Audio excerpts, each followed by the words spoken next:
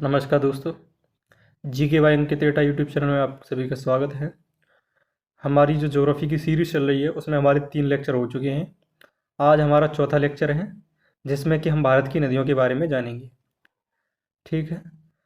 भारत की नदियाँ हम 3 भागों में पढ़ेंगे। आज ये पहली क्लास है, फिर इसके बाद एक और क्लास आएगी और 3 भागों में हम भारत की नदियों को डिवाइड करेंगे और उसमें हम पढ़ेंगे। आज हमारी जो क्लास रहेगी उसमें सिंधु और ब्रह्मपुत्र नदियों के बारे में हम जानेंगे। ठीक है, आगे चलते हैं। देखिए, नदियों के बारे में पढ़ने से पहले हमें एक शब्द समझना होगा, अपवाह तंत्र। अपवाह तंत्र की बात करें तो अपवाह तंत्र शब्द एक क्षेत्र के नदी तंत्र की व्याख्या करता है जिसमें अलग अलग दिशाओं से छोटी छोटी धाराएं आकर एक मुख्य धारा का निर्माण करती हैं। वह मुख्य धारा क्या कहलाती है? वही नदी कहलाती है। और जो छोटी छोटी धाराएं होती हैं वो उसकी सहायक नदियाँ होती हैं। ठीक है। बात करें नदियों और नहर में, बच्चे बहुत कन्फ्यूज होते हैं। तो नदियों की बात कर लें तो नदियाँ प्राकृतिक होती हैं और नहर होती हैं, इनका निर्माण मानव द्वारा किया जाता है। आगे चलें। भारत में नदियों को 2 भागों में हम विभाजित करते हैं। ठीक है, 2 भागों में विभाजित करते हैं। पहला जो भाग है वो है हिमालयी नदियाँ, दूसरा है प्रायद्वीपीय नदियाँ। प्रायद्वीप क्या है? प्रायद्वीप जो दक्षिण भारत का क्षेत्र है वो प्रायद्वीपीय भारत कहलाता है। तो वहाँ की नदियाँ, उसको हम 2 भागों में अलग डिवाइड करते हैं, अलग बांटते हैं। देखिए, हिमालयी नदियों को हम 3 भागों में बांटते हैं। पहला कौन सा है? तो इसमें पहला है सिंधु नदी तंत्र, दूसरा है ब्रह्मपुत्र नदी तंत्र और तीसरा है गंगा नदी तंत्र। बात कर लें प्रायद्वीपीय भारत की तो इसमें मध्य व दक्षिण भारत की नदियाँ आती हैं। कौन सी? नर्मदा, ताप्ती, कृष्णा, गोदावरी, ये सभी हमारी प्रायद्वीपीय भारत की नदियाँ हैं। चलिए, आज की जो क्लास में हम डिस्कस करेंगे 2 नदियों के बारे में पढ़ेंगे। कौन सी हैं? तो सिंधु पढ़ेंगे और ब्रह्मपुत्र पढ़ेंगे। गंगा नदी बड़ा चैप्टर है, इसमें ज़्यादा फैक्ट हैं, इसलिए हम इसकी एक अलग से क्लास बनाएंगे जो कि आपकी इस क्लास के बाद आएगी। और लास्ट में प्रायद्वीपीय नदियां हैं जो दक्षिण भारत की नदियां हैं, उसकी एक अलग क्लास होगी। यानी कि आपकी नदियों की 3 क्लास बनेंगी जिसमें आपकी पूरी नदियां कंप्लीट हो जाएगी और आपको इस टॉपिक को कहीं और से पढ़ने की ज़रूरत नहीं पड़ेगी। ठीक है, आगे चलते हैं। सिंधु नदी तंत्र के बारे में जानते हैं। सिंधु नदी की बात कर लें तो सिंधु नदी 3 देशों से होकर बहती है। कौन से? पहला है चीन, भारत, पाकिस्तान। इसके अगर उद्गम की बात कर लें, इसका उद्गम स्थल है मानसरोवर झील जो कि तिब्बत में पड़ता है। आप जानते ही होंगे तिब्बत क्षेत्र चीन द्वारा अधिकृत क्षेत्र है। तो किन किन देशों से होकर निकलती है? चीन, भारत और पाकिस्तान। उद्गम स्थल इसका मानसरोवर झील है। लंबाई की बात कर लें तो 2880 इसकी कुल लंबाई है, लेकिन भारत में 1114 किलोमीटर ये बहती है। मोहानी की बात कर लें, यानी कि गिरती कहाँ पर जाकर है? तो ये अरब सागर में जाकर गिरती है। ठीक है, चलिए अब इसके उद्गम की बात कर लेते हैं। चीन के तिब्बत स्थित मानसरोवर झील के निकट से इसका उद्गम होता है और उत्तर पश्चिम दिशा में बहती हुई ये नदी भारत के लद्दाख के दमचोक के पास से भारत में प्रवेश करती है। ठीक है, तो ये इंपॉर्टेंट फैक्ट है रेड वाला कि कहाँ से प्रवेश करती है। तो दमचोक के पास से भारत में प्रवेश करती है और दर्दिस्तान के पास पाकिस्तान में प्रवेश करती है और कराची के पूर्व से होते हुए अरब सागर में जाकर मिल जाती है। तो इसका मेन पॉइंट इसमें क्या क्या निकले? उद्गम स्थल मानसरोवर, ठीक है, इसकी लंबाई, उसके अलावा इसका मोहाना यहाँ पर ये गिरती है। ठीक है, और दमचोक के पास से भारत में प्रवेश और दर्दिस्तान से ये प्रवेश करती है पाकिस्तान में। आगे चलते हैं। देखिए, एक पॉइंट है इसमें, भारत का जो लेह शहर है वो सिंधु नदी के दाएं तट पर पड़ता है। ठीक है, सिंधु नदी के दाएं। अब देखो, दायां और बायां समझने में बच्चा बहुत कन्फ्यूज होता है। जैसे ये नदी है, नदी इस तरीके से इस दिशा में बह रही है, तो इसका ये दायां तरफ है और इसका बायां तरफ है। ठीक है, तो कन्फ्यूज मत होना। सिंधु नदी के अरब सागर में मिलने से पहले इसमें प्रमुख 5 सहायक नदियां अगर मिलती हैं तो बात करें सिंधु नदी की 5 सहायक नदियां हैं। चेनाब, कौन सी हैं? चेनाब है अपनी, चेनाब है, झेलम है, रावी है, व्यास है और सतलज नदी है। ठीक है, इसकी जो सबसे बड़ी सहायक नदी है वो है अपनी चेनाब। ठीक है, देखिए इसको मैप में थोड़ा सा देख लेते हैं। ये हमारी इंडस कहते हैं इंग्लिश में इसको। तो सिंधु नदी निकली ये वाली हमारी और इस तरीके से ऐसे निकली। इसकी जो पहली सहायक नदी है सबसे ऊपर लगती है वो है अपनी, कौन सी? सबसे बड़ी सहायक नदी है वो है चेनाब। चेनाब ये रही, ऊपर से आके लगती है इसमें झेलम और ये आके लगी रावी और अलग से एक आके लगती है सतलज नदी और यहाँ पर सतलज में मिलती है व्यास नदी। तो इसको आप देख लेंगे मैप में। बात कर लें इसकी सबसे बड़ी जो सहायक नदी है वो कौन सी है? सिंधु नदी की सबसे बड़ी सहायक नदी है चेनाब नदी। इसके उद्गम स्थल की बात कर लें तो K12 लारा दर्रे से इसका उद्गम होता है जो कि हिमाचल प्रदेश में पड़ता है। ये नदी चंद्र और भागा नदी से मिलकर बनती है, इसलिए इसको चंद्रभागा नाम से जानते हैं, चेनाब नदी। इस पॉइंट को याद कर लेंगे। ये नदी पाकिस्तान में जाकर सिंधु नदी में मिल जाती है। सिंधु नदी में मिलने से पहले इसमें झेलम, मैंने आपको बताया मैप में, रावी और सतलज और व्यास नदियाँ आकर मिलती हैं। मैप में आप देख सकते हैं चेनाब नदी में, ठीक है। ये सभी नदियाँ आगे चेनाब नदी में मिलती है और चेनाब नदी जाकर किस में मिलती है, तो सिंधु नदी में जाकर मिलती है। बात कर लें अगली जो इसकी दूसरी सहायक नदी है वो है झेलम। इसका उद्गम कश्मीर घाटी के बेरीनाग, ठीक है, कश्मीर घाटी के बेरीनाग के निकट से होता है। ये नदी 170 किलोमीटर भारत पाकिस्तान सीमा का निर्माण करते हुए पाकिस्तान के झंग के निकट चेनाब नदी में जाकर मिल जाती है। मैंने आपको क्या बताया कि चेनाब नदी जो कि सिंधु नदी की सबसे बड़ी सहायक नदियाँ हैं, बाकी की नदियाँ उसमें जाकर मिलती हैं और फिर चेनाब नदी सिंधु नदी में जाकर मिलती है। बात कर लें दूसरी सहायक नदी की, तो रावी। ये नदी हिमाचल प्रदेश के रोहतांग दर्रे के पास से निकलकर कश्मीर तथा पंजाब होते हुए झंग के निकट जाकर चेनाब नदी में मिल जाती है। और अगली जो सहायक नदी है वो है सतलज नदी। इनमें से दो ही नदियां हैं जिनका उद्गम स्थल भारत के बाहर है, एक तो खुद सिंधु नदी है और दूसरी नदी है अपनी सतलज नदी, ठीक है। इसका कहाँ से होता है, तो ये राक्षस ताल, तिब्बत के राक्षस ताल से ये निकलती है सिंधु नदी के समानांतर बहते हुए, ठीक है, आप देख सकते हैं समानांतर बहते हुए हिमाचल प्रदेश में प्रवेश करती है, आगे पंजाब होते हुए पाकिस्तान के बहावलपुर में चेनाब नदी में जाकर मिल जाती है। चलिए, चेनाब में मिलने से पहले इसमें कौन सी नदी आकर मिलती है, तो व्यास नदी आकर मिलती है। आप देख सकते हैं मैप में व्यास नदी आकर मिलती है। सतलज की बात कर लें तो सतलज पर एक डैम बना हुआ है, कौन सा, भाखड़ा नागल बांध। कौन सा डैम बना हुआ है, भाखड़ा नागल बांध। इसको आप याद कर लेंगे, ये रहा भाखड़ा नागल बांध, बहुत ही इंपॉर्टेंट है, ठीक है। और ये एक गोविंद सागर, जब देखिए कभी बांध बनता है तो वहाँ एक पानी का भंडार इकट्ठा होता है, ठीक है। तो इसी बांध बनने के कारण वहाँ पर गोविंद सागर झील का भी निर्माण होता है। इस पॉइंट को आप याद करेंगे। चलिए आगे बढ़ते हैं। लास्ट है हमारी व्यास नदी। रोहतांग दर्रे से निकली व्यास नदी हिमाचल प्रदेश के कुल्लू घाटी में बहते हुए पंजाब के हरके में सतलज नदी से जाकर मिल जाती है। हरके नाम का क्षेत्र है, हरके वही क्षेत्र है जो व्यास और सतलज का एक तो संगम है, और यहीं से देश की सबसे लंबी नहर इंदिरा गांधी नहर, कौन सी, देश की सबसे लंबी नहर है हमारी इंदिरा गांधी नहर, इसकी ये निकलती है जो कि पंजाब और राजस्थान से होकर गुजरती है। चलिए, इसके अलावा हम देखते हैं सिंधु नदी हमारी पाकिस्तान पर भी जाती है, तो इसमें जो पानी का जो बंटवारा होता है उसके लिए एक समझौता हुआ है। इसको कहते हैं हम सिंधु जल समझौता। कब हुआ था ये, 1960 में हुआ था। ये भारत और पाकिस्तान के बीच समझौता है जिसमें पानी का वितरण किया जाता है।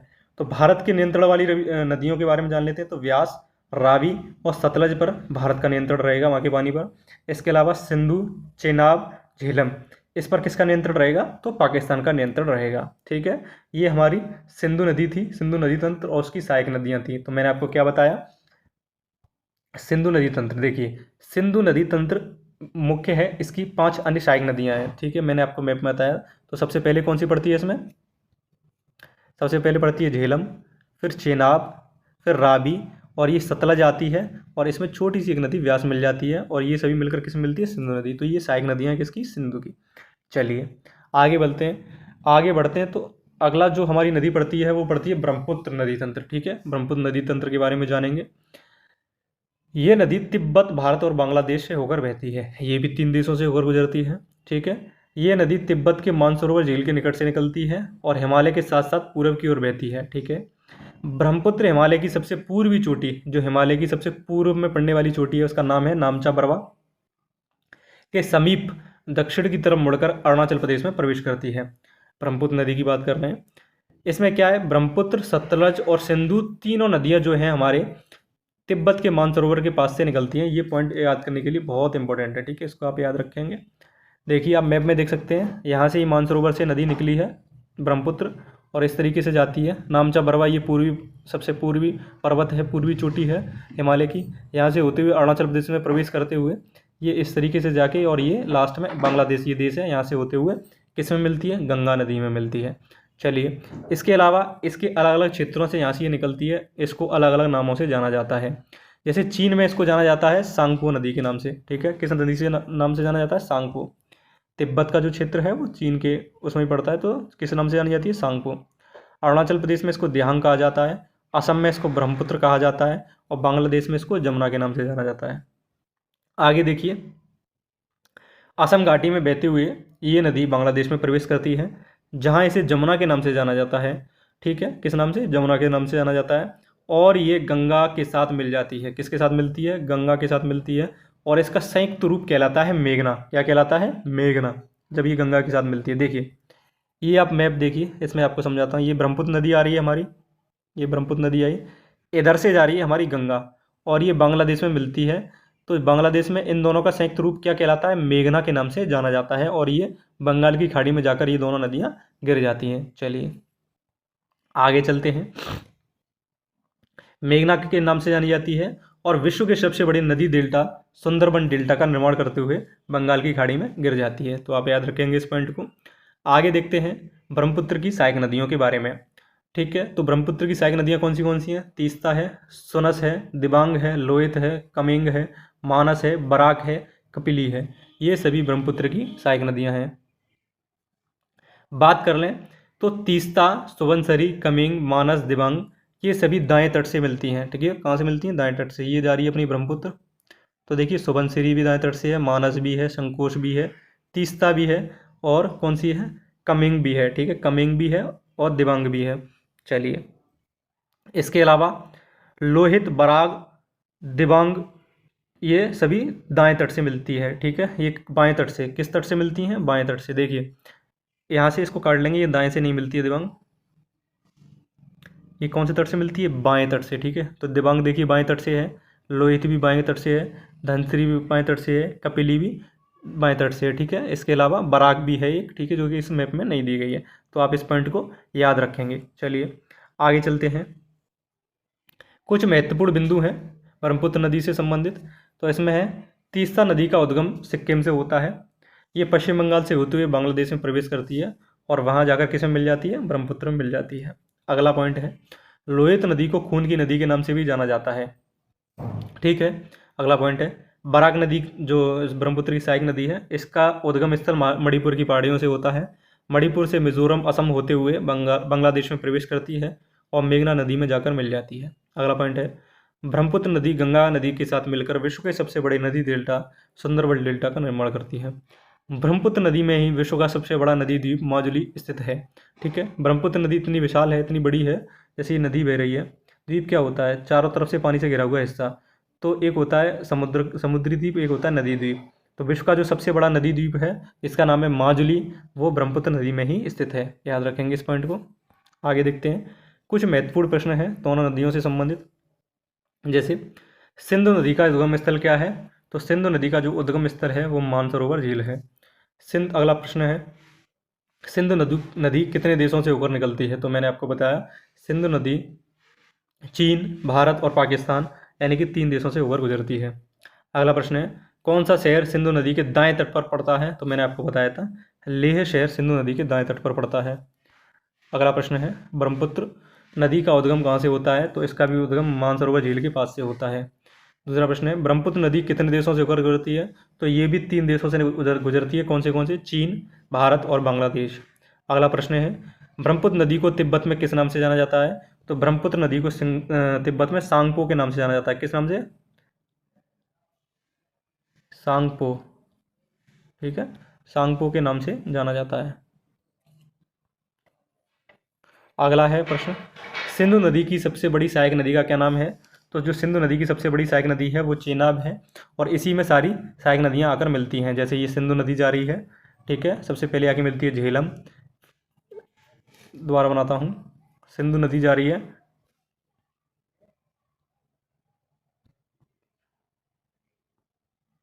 चलिए देखो ये सिंधु नदी जा रही है, और यहाँ आती है एक नदी चेनाब। ठीक है, तो चेनाब मिलती है इसमें जाके, और चेनाब में मिलती है सबसे पहले झेलम।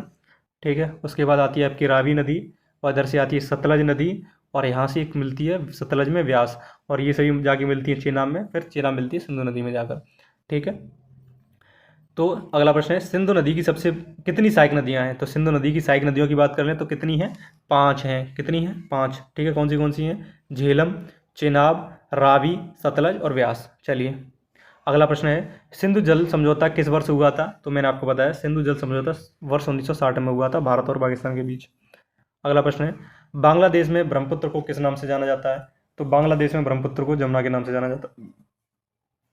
अगला प्रश्न है, ब्रह्मपुत्र नदी द्वारा निर्मित सबसे बड़े नदी द्वीप का क्या नाम है? मैंने आपको बताया माजुली इसका नाम है। अगला प्रश्न है, ब्रह्मपुत्र गंगा नदी का संयुक्त रूप किस नाम से जाना जाता है? तो गंगा और ब्रह्मपुत्र का संयुक्त रूप मेघना के नाम से जाना जाता है बांग्लादेश में। अगला प्रश्न है, झेलम नदी का उद्गम स्थान क्या है? तो झेलम नदी का जो उद्गम स्थान है वो वेरीनाग से होता है। अगला प्रश्न है, सिंधु नदी की कौन सी सहायक नदी है जिसका उद्गम स्थल भारत के बाहर से होता है? तो मैंने आपको बताया सतलज। किसका? सतलज नदी का जो उद्गम स्थल है वो भी मानसरोवर के पास से ही होता है, यानी कि तिब्बत से होता है। अगला प्रश्न है, रावी नदी है वो किस दर्रे से निकलती है? तो ये रोहतांग दर्रे से निकलती है, जो कि हिमाचल प्रदेश में पड़ता है। अगला प्रश्न है, भारत की सबसे लंबी नहर का क्या नाम है? तो मैंने आपको बताया हरके क्षेत्र से, जहाँ पर व्यास और सतलज नदी का संगम स्थान है, वहाँ से इंदिरा गांधी नहर निकलती है और ये भारत की सबसे लंबी नहर है। अगला प्रश्न है, चेनाब नदी को और अन्य किस नाम से जाना जाता है? तो चंद्र और भागा नदियों से मिलकर ये नदी बनती है, इसलिए इसको चंद्रभागा नाम से जाना जाता है। सिंधु नदी का मुहाना कहाँ पर स्थित है? यानी कि सिंधु नदी कहाँ पर जाकर गिरती है, कहाँ पर इसका अंत होता है, कहाँ पर जाके मिलती है? तो ये अरब सागर में जाकर मिलती है। देखिए यहाँ पर ये हमारा सिंधु नदी और ब्रह्मपुत्र नदी समाप्त होती हैं। ठीक है, आपकी पहली क्लास से नदियों की, इसके अलावा आपकी 2 क्लास और आएंगी, जिसमें एक क्लास में गंगा और तीसरी क्लास में आप दक्षिण भारत की जितनी भी नदियाँ, दक्षिण भारत और मध्य भारत की, उन नदियों को आप देखेंगे। और इस वीडियो को लाइक कीजिए और चैनल को सब्सक्राइब कीजिए। आपकी पूरी ज्योग्राफी की सीरीज इसी तरीके से शॉर्ट कंटेंट और अच्छे कंटेंट में कराई जाएगी। धन्यवाद।